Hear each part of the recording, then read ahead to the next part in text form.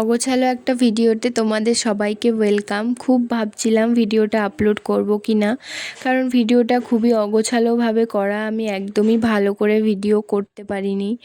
যাই হোক, তাও আমার ইচ্ছে হলো তাই আমি আপলোড করে দিচ্ছি।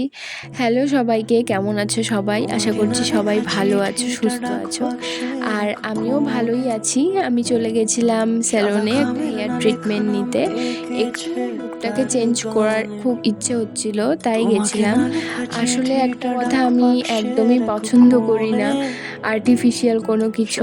যেমন আমি তেমনই থাকতে পছন্দ করি। তো তাও মনে হলো একবার করি, তাই চলে গেছিলাম। এখানে হেয়ারে আমার ক্রিম অ্যাপ্লাই হচ্ছিল, আর চুপ করে আমি বসে থাকিনি, আমাকে চুপ করে বসতে বলা হয়েছিল। আমি ছবি ভিডিও খুবই অগোছালো ভিডিও আমি তুলে যাচ্ছিলাম।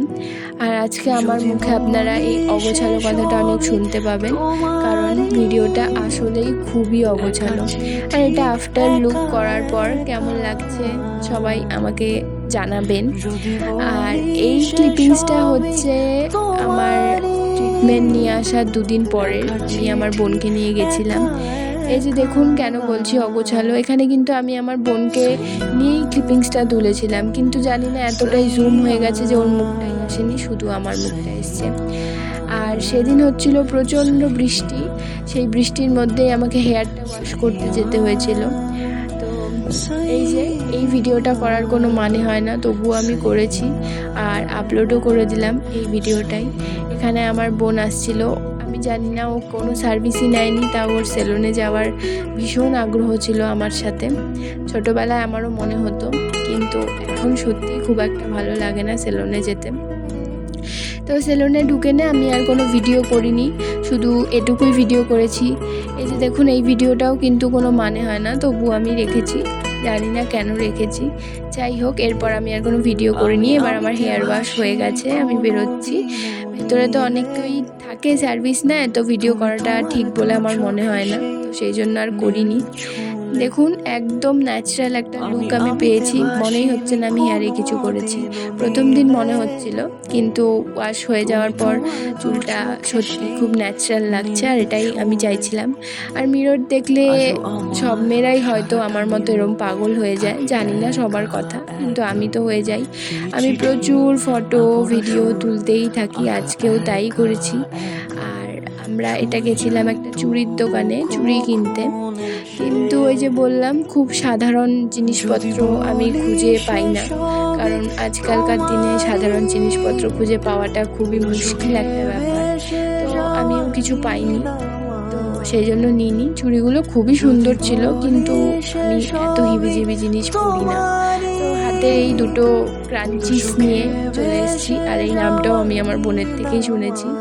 তারপর একটু মনটা খুশি খুশি ছিল, তাই কেক খেয়ে নিয়ে, আর যতক্ষণ কেক খাচ্ছিলাম আমার বোন আমার ভিডিও করে দিচ্ছিল। আর তারপর আমিও একটু চুপি চুপি ওর ভিডিও করেছি খাওয়ার, আমার বোনের, কারণ একদমই খাওয়ার ভিডিও করলে রেগে যায়, আর ভিডিও করে দেয় সব সময় আমাকে, কিন্তু ওরা নিজের ভিডিও করতে চায় না। যাই হোক, আর চুলটাকে নিয়ে তো আমি প্রচণ্ড অবসেসড, বারবার না চাইতেও আমার হাতটা চলে যাচ্ছে আমার চুলে, জানি না কেন। আর প্যান্ডেলের বাঁশ বাঁধাও হয়ে গেছে লাইটিংয়ের, দেখে খুব ভালো লাগছিল। আর আসার সময় একটা বিশ্বকর্মা ঠাকুরও দেখে নিলাম দিনের বেলায়। আর এরপরে একটা ক্লিপিংস আমি আপনাদের দেখাবো, যেটা খুবই সুন্দর আমার এই গোটা ভিডিওতে আমার মনে হয়েছে। এই যে দেখুন, আমার পুরো ভিডিওটায় এই ক্লিপিংসটা আমার সবচেয়ে ভালো লেগেছে। মাথার ওপর মেঘলা দিনে হালকা সূর্য দেখা যাচ্ছে, আর পাখিগুলো উড়ছে, অগন্তিক পাখি এই বাড়িটার ওপর বসেছিল। সত্যি এটা যদি আমার বাড়ি হতো খুব ভালো হতো।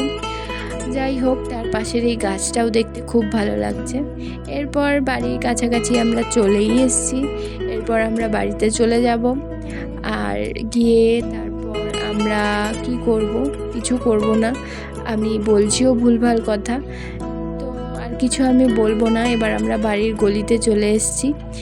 আর সবাইকে টাটা, সবাই অনেক ভালো থাকবেন, সুস্থ থাকবেন, আর চ্যানেলটাকে সাবস্ক্রাইব করবেন। টাটা।